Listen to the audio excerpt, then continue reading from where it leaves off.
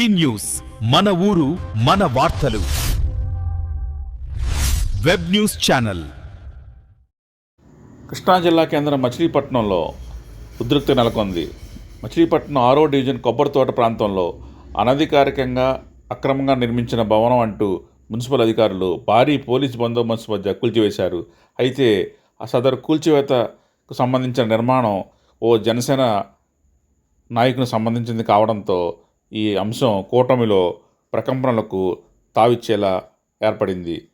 జనసేన నాయకులు కార్యకర్తలు పెద్ద ఎత్తున సంఘటనా స్థలానికి చేరుకున్నారు. ఆన్లైన్లో 5 లక్షల వరకు ఫీజు కట్టినా ఇంకా ప్లాన్ ఇవ్వలేదని బాధితులు అంటుండగా, టౌన్ ప్లానింగ్ అధికారులు మాత్రం ప్లాన్ లేకుండా కట్టడంతోనే ముందుగా నోటీస్ ఇచ్చామని, అందుకే కూల్చేశామని వారు పేర్కొంటున్నారు. ఈ అంశం ప్రస్తుతం కూటమిలో ప్రకంపనలు రేపేలాగా ఉందని అన్ని అడ్రస్ తెచ్చుకున్నారు. ఇల్లు కట్టుకుంటాక అన్ని అడ్రస్ ప్రూఫ్లు ఉన్నాయి వీళ్ళ దగ్గర. అక్రమంగా కట్టారని చెప్పేసి వీళ్ళు వాళ్ళ బిల్డింగ్ పడేస్తున్నారు. కూటమి గవర్నమెంట్ అన్నారు కదా, కూటమి ప్రభుత్వం కదా, మరి ఇవాళ ఈ కూటమి ప్రభుత్వం ఏం చేసింది? వీళ్ళకి జనాలు పేదలకు ఇల్లు కట్టిస్తాము, మేము ఆదుకుంటామని చెప్పారు. ఆ రోజు రవీంద్ర గారు వచ్చి మమ్మల్ని గెలిపించండి అమ్మా, లేడీస్ కి ఎటువంటి సపోర్ట్ కావాలని చేసి పెడతాము, మీకు అన్ని ఉండి చేసి పెడతామని చెప్పారు. మరి వాళ్ళు ఏం చేశారు? చూపించిందా? కట్టుకున్న ఇల్లు అలా పడేస్తారా? పర్మిషన్ ఉన్న ఇల్లేగా పడేసింది మీరు. మరి పక్క ఇల్లు అన్ని పర్మిషన్ ఉన్నాయిగా, మరి ఎంత పడేయట్లా? మరి అంటే ఇల్లేనే ఏం చేయలేరనా? మీకు ఏరుకోరు గెలిపించినందుకు మాకు ఇదేనా చేసే న్యాయం? ఇప్పుడు ఒక గవర్నమెంట్ 3 గవర్నమెంట్లు ఉన్నాయి కదా, ఒక గవర్నమెంట్ వచ్చి ఆదుకోలేదా? మరి మాకు ఆర్డర్లు ఏం చూపించలేదు. మాకు ప్రూఫ్లు ఉన్నాయి, ప్రూఫ్లు మేము చూపించాం. మాకు ఇది నచ్చదు, మాకు ఇది కాదు అన్నారు వాళ్ళు. కోర్టు ఆర్డర్ అన్నారు, అన్ని చూపించాం తీసుకొచ్చి. ఏ ఆర్డర్ పని లేదన్నారు. ఇక్కడ ఏంటంటే రాజకీయం ఎలా ఉందంటే ఒకరికొకరు కావాలని చేసుకుంటున్నారంటే ఒకరి మీద ఇష్టంతో చేసుకుంటున్నారు, పట్టణంతో చేస్తున్నారు అంతే. ఎన్నిసార్లు అడిగా రవీంద్ర గారిని ఆపనండి ఆపనండి అని అడిగాం. ఆయన నాకు కుదరదు, నేను పడాల్సిందని చెబుతున్నారు. ఎందుకన్నది అసలు కూటమిలో భాగమే. అసలు టీడీపీ మరి ఏ పార్టీ వచ్చి చేసింది? ఇప్పుడు అటు వచ్చి ఈయన రామకృష్ణ గారు వచ్చి ఆదుకోలేపారు, రవీంద్ర గారు వచ్చి ఆదుకోలేపారు. మరి కూటమి ప్రభుత్వం అన్నారు కదా, మరి ఇన్ని లక్షలు ఖర్చు పెట్టుకున్నారు వీళ్ళ పరిస్థితి అని చెప్పండి. మరి అన్ని డబ్బులు అప్పు చేసి కట్టుకున్న ఇల్లు అది. వీళ్ళందరూ అయిపోతారు కట్టుకున్న వాళ్ళు. ఈ ఒక్క ఇల్లే పర్మిషన్ లేదన్నారు, మిగతా వాళ్ళకి పర్మిషన్ ఉన్నాయి. మరి ఆ పక్కన ఇళ్ళన్ని పర్మిషన్ లేని ఇల్లేక మరి అవి కూడా పడేయమనండి వచ్చి తీసుకొచ్చి. అన్ని ఉన్నాయి పేపర్లు కూడా వెనకాల ఉన్నాయి, మీరు కావాలంటే చెక్ చేసుకోండి ఒకసారి. అది చూపించాము, అది కాదు అని చెబుతున్నారు ఆయన కూడా. ఆర్డర్ లేదు, మీరు తప్ప ఆర్డర్ తెచ్చుకున్నారని చెప్పి ఇల్లు పడేస్తున్నారు అంతే. ఎవరు వాళ్ళు మాకే ఎవరు ఇప్పుడు పడగొట్టేవాళ్ళ? మాకేం చూపించలే. మంత్రి గారిని కలిసాము, పొద్దున్న నుంచి ఆర్మీ గెస్ట్ హౌస్ లో కూర్చున్నాము, మాట్లాడాము. నాకు ఇది పరువుతో సంబంధించిన విషయం, నేనేం చేయలేను, నా వల్ల కాదు అని చెప్పారు. పడగొట్టేమని చెబుతున్నారు, ఆపమని చెప్పలా. వాళ్ళు టీడీపీ వాళ్ళు, వీళ్ళు వైసీపీ, జనసేన వాళ్ళు. జనసేన టీడీపీ కలిసే ఉంది కదమ్మా. ఇప్పుడు 2 కూటమి ప్రభుత్వాలు కదా, కూటమి ప్రభుత్వాలు ఏం చేయాలి? మనుషుల్ని కూటమి చేసుకుని చేసుకోవాలి. ఇలా చేస్తారు పొద్దున ప్రజలు మీకు ఓటేసి గెలిపిస్తారు. మళ్ళీ అన్నది మీరు టీడీపీ అన్నది వస్తుందా మీకు? ఇంకా జనాలు ఏది విలువ బాగొట్టేస్తున్నారు కదా. మీరు వాళ్ళు మంచి చేస్తుంటే జనాలు రేపు పొద్దున మీకు పువ్వులో పెట్టి చూసుకునే వాళ్ళు. గెలిపించినంత తిట్టుకుంటున్నారు జనాలు.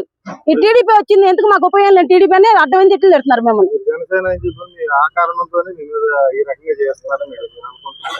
అదే అనుకుంటున్నారు జనాలందరూ, అదే అనుకుంటున్నారు. ఒక పార్టీకి పొత్తు లేదు ఇక్కడ. దీన్ని బట్టి మాకు అర్థమైంది ఏంటంటే పార్టీ పొత్తు లేదు.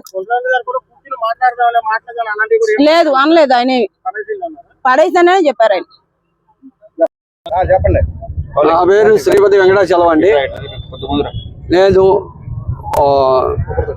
కొబ్బరి తోటలో అద్దెగా ఉంటున్నాను ఇంట్లో. నేను దగ్గర 20 సంవత్సరాలు 22 సంవత్సరాలు ఇక్కడికి వచ్చి 2020 నాకు కొన్నా చెప్పా కదా స్థలం. ఈ మధ్యన ఇల్లు కట్టుకుందామని కట్టుకుంటే ఇలా గజానికి 5,000 చొప్పున అడిగారు. దిలీప్ ఆయన సెంట్రింగ్ చేస్తాడు. దిలీప్ టీడీపీ పక్కా టీడీపీ ఆయన సెంట్రింగ్ దిలీప్ అంటారు ఇక్కడ అందరూ. ఈ ల్యాండ్ మేమంట తక్కువ కొన్నామంట.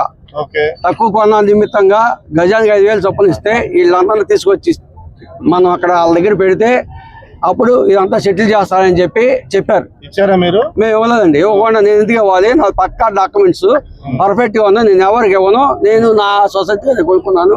నాకు ఎటువంటి అభ్యంతరం నేను ఇవ్వను, నా సొసైటీగా నేను కట్టుకున్నాను.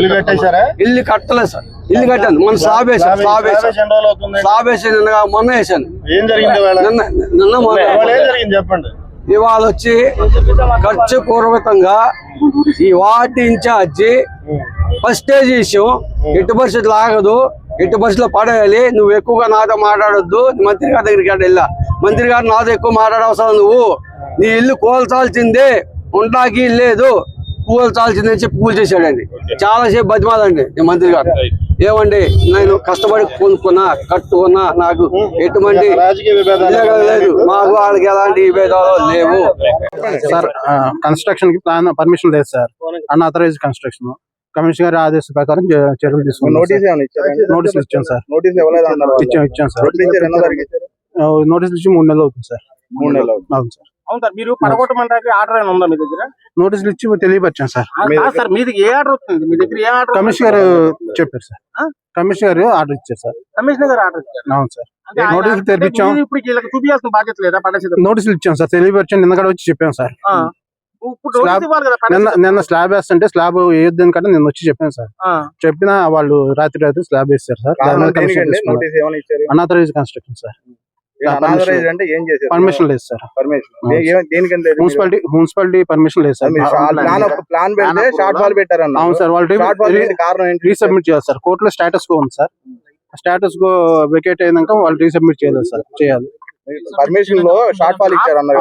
షార్ట్ ఫాల్ ఏమని ఇచ్చారు? కోర్టులో స్టేటస్ కో ఉంది. ఇప్పుడు ఈ టైంలో అప్రూవల్ ఇస్తా కుదరదని ఇచ్చాం సార్. నమస్తే సార్, నా పేరు శ్రీపతి విజయ్ కుమార్. మాది మచిలీపట్నం నియోజకవర్గం, కొబ్బరి తోట 6వ డివిజన్. ఇక్కడ మేము స్థలం కొనుక్కున్నాం సార్. ప్రాపర్టీ, రెసిడెన్షియల్ ప్రాపర్టీ కొనుక్కున్నాం. అది వచ్చి 290 స్క్వేర్ యార్డ్ సార్. దానికి ఎటువంటి కోర్ట్ ఆర్డర్స్ లేవు సార్. మేము కొనుక్కున్న పర్చేస్ చేసినప్పుడు, మేము పర్చేస్ 2024 ఏప్రిల్ రిజిస్ట్రేషన్ అయింది. అది బిఫోర్ ఎలక్షన్స్. అప్పుడు ఒక ఎటువంటి కోర్టు ఆర్డర్ దాని మీద లేదు. దాని మీద అసలు ఆ కేసులే లేదు సార్ కోర్టులో. అయితే మేము కొన్న తర్వాత 1 year తర్వాత మేము కన్స్ట్రక్షన్ స్టార్ట్ చేసాం సార్. మనీ చూసుకుని లోన్స్ తీసుకుని అప్పు తీసుకుని కన్స్ట్రక్షన్ అనేది స్టార్ట్ చేసాం సార్. కన్స్ట్రక్షన్ స్టార్ట్ చేసాం. ప్లానింగ్కి వెళ్ళాం సార్. ఫస్ట్ మచిలీపట్నంలో ఎంతమంది ఇంజనీర్లు అయితే టౌన్ సర్వే అందరూ ఇంజనీర్ల దగ్గరికి వెళ్ళాం సార్. ఇక్కడ మా ఇన్ఛార్జ్ సార్, 6వ ward in-charge Dilip Kumar sir, Machilipatnam Telugu Desam 6వ ward in-charge Dilip Kumar sir.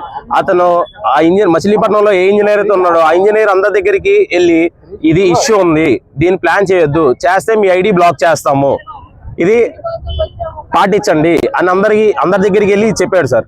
అలాంటప్పుడు మాకు ఒక్క ఇంజనీర్ గారు సపోర్ట్ చేయాలి సార్. ఎందుకంటే వాళ్ళ ఐడి బ్లాక్ అవుద్ది. వాళ్ళ ఐడి బ్లాక్ అవుతే మాదే కదా, ఎవరిది చేయలేడు ఆయన ప్లానింగ్. సో ఎవరు చేయకపోతే మేము కలెక్టర్ గారికి 3 సార్లు అర్జీ పెట్టాం సార్. సార్ ఇలా ఇవ్వట్లేదని.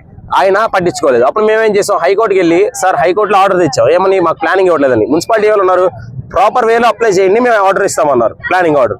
సరే ప్రాపర్ వేలో అప్లై చేసాం సార్. ఇక్కడ మచిలీపట్నం అప్లై చేయాలి సార్. వేరే నియోజకవర్గం నుంచి ప్లానర్తో అప్లై చేయించాం. ఏదైనా ఆన్లైన్, ఇప్పుడు మున్సిపల్ ఆఫీస్ మొత్తం ఆన్లైన్ అయిపోయింది వెబ్సైట్. దానిలో అప్లై చేయించాం. అప్లై చేసాగానే దానికి 1 month పట్టింది సార్ వెబ్సైట్ అప్డేట్ అవడానికి. వెయిట్ చేసాం. నవంబర్లో 5,13,000 చిల్లర 14% ట్యాక్స్ కట్టాను సార్ ల్యాండ్కి. దానికి ఎంటీ ల్యాండ్ ట్యాక్స్ కూడా 3 years నుంచి కడుతున్నాం సార్. దాన్ని ఇప్పుడు ప్లానింగ్ తీసుకుని కన్స్ట్రక్షన్ స్టార్ట్ చేస్తే మా ఇన్ఛార్జ్ పర్సనల్ ఇష్యూగా తీసుకుని, ప్రెస్టేజ్ ఇష్యూ తీసుకుని మేము స్లాబ్ వేసాం సార్. నిన్న ఈ రోజు బందోబస్తుని టీపీఓ అదే మున్సిపల్ మచిలీపట్నం టౌన్ ప్లానింగ్ ఆఫీసర్ని వీళ్ళందరితో వచ్చి 200 మంది పోలీసులు వచ్చారు సార్. 4 ఎస్ఐలు 3 SCAలు వచ్చారు సార్. వచ్చి మమ్మల్ని అసలు వెళ్ళలేదు సార్. 150 meters దూరంలో ఉంచి ఇల్లు కూలగొట్టి వెళ్ళిపోయారు సార్. దీనికి నష్టపరిహారం ఎవరు ఇస్తారు? అసలు నష్టపరిహారం కదా సార్. దీని వెనకాల ఎవరి పాత్ర ఉంది? కొల్లు రవీంద్ర గారు మేము డైరెక్ట్ గా అడుగుతున్నాం సార్. కొల్లు రవీంద్ర గారు డైరెక్ట్ గా అడుగుతున్నాం సార్. సార్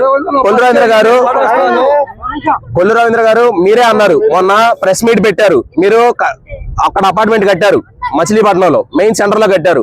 దానికి ప్లానింగ్ లేదని ఏదో పార్టీ వాళ్ళు అన్నారు, అగైనెస్ట్ పార్టీ వాళ్ళు. మీరేమన్నారు ప్రెస్ మీట్ పెట్టి, ఇదిగోండి అప్లికేషన్ నేను పెట్టాను, తర్వాత కట్టుకుంటాను, అవసరమైతే పెనాల్టీ వేసి కట్టుకుంటాను. ఆయన అమౌంట్ కూడా పే చేయలేదు సార్ మున్సిపాలిటీకి. అయినా 4 stage కన్స్ట్రక్షన్ చేశారు సార్. ఏ రకంగా మేము అమౌంట్ 5,13,000 కట్టాం సార్. 5,13,000 కట్టి కన్స్ట్రక్షన్ చేసాం. వీళ్ళు కావాలని ఆ ప్లానింగ్ ఓకే చేయలేదు సార్ సిస్టమ్ లో. దాని మీద ఎన్ని ఎర్రర్స్ పెట్టాలో 11 errors పెట్టారు సార్. దాన్ని ఓకే చేయకుండా అవుతాకి ఆ 11 errors పెట్టి అసలు మీరు ముందు అది తెచ్చుకోండి. అదేనంటే మున్సిపాలిటీ వచ్చి స్టాటస్ క్యూ అంటున్నారు. స్టాటస్ క్యూ ఉంది, వాళ్ళకి తెలుసు సార్. స్టాటస్ క్యూ ఉంది, ఇదిగోండి సార్. స్టాటస్ క్యూ వెకేట్ అయింది sir. Status quo is vacated. Date చూడండి సార్, ఇదిగోండి sir 6. Status quo is vacated.